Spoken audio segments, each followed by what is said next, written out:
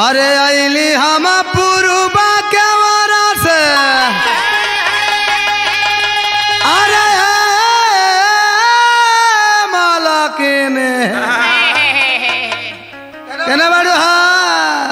तने कस के गोहरा रे अली हम पुरुबा के वरा से अरे घर के तोरा सामानवा गोदावालो अपने हाथ पर गोदानवा गोदावालो अरे कौनो नहीं सकार है अरे काहे न रे गोहरा गोहरा हो एगो मेहरा रुपया गोहरा अरे सतीश भौजी ए का चिल्लात रहो का गोदत रहो अरे भौजाई गोदाना गोदतानी अच्छा अच्छा गोदना गोदत रहो हाँ कई प्रकार का गोदीला हाँ ना जैसन जैसन कहल जाला वैसन वैसन बनावे एकदम ना गोदी दे कैसे मानी सुना हमार बात अच्छा अरे जहाँ काबू छाप देबो बुझा तारू हाँ हाँ हाँ जहाँ काबू छाप देबो हाथ पर निशाना गोदवाला ना बड़ा छतिया रे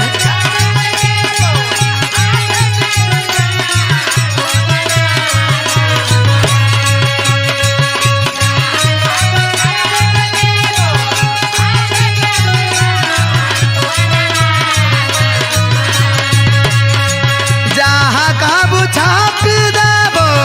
हाथ पानी साना गोदवालो ना हो गोदवालो ना हो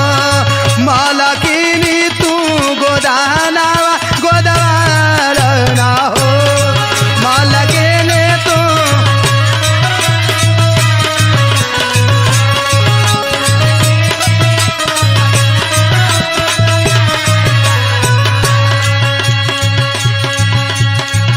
कहो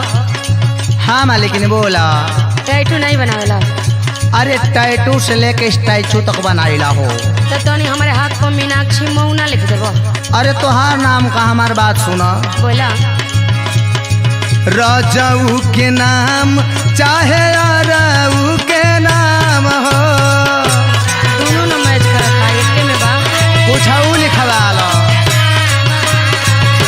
रमेश को गोदवैली है अबे तो अच्छा गुलशनो बोली खवैली है कहिया ही पो बड़ा सुघर लागी ढेर ले तनई के दाम हो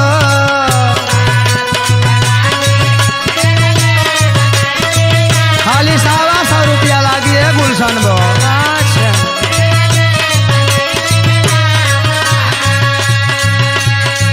राजाऊ के नाम चाहे राऊ